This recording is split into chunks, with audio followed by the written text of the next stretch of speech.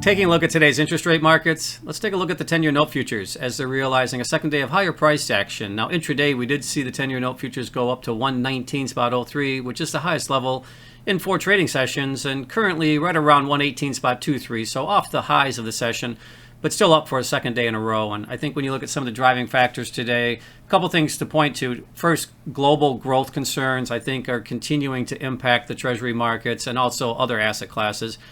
But today it appears that some of the narratives out there certainly are focused on Europe and some of the challenges that they're facing as they head into the fall.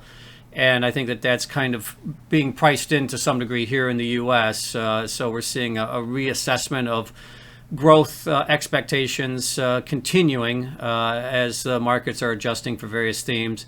Couple that with we're seeing again the expectations for coming data points here in the US, I think also having an impact on the pricing structure within the treasury markets. So we do get CPI, PPI later this week, retail sales as well, and then we're going to get some earnings, but certainly CPI and PPI I think are going to be very highly focused upon when you look at some of the impact within the treasury yields and also just other asset classes as we continue to see markets uncertain about the inflation front moving forward.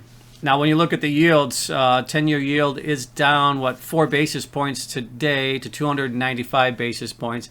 Now, intraday low was just below 290 basis points, so in the middle of the range for today, but still lower by 4 basis points day over day. And we also are seeing the yield curve continuing to shift, indicating the higher potential for recessionary type environment.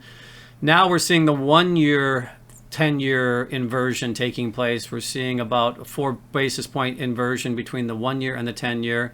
6-month is creeping up there now as well. So we continue to see the shorter end of the curve yields holding up and the back end continuing to rally as far as price, therefore pushing those yields down. And that is indication by a lot of market participants and people who analyze the market that a higher probability for a recessionary type environment as we continue to see the yield curve inverting on the shorter end of the curve.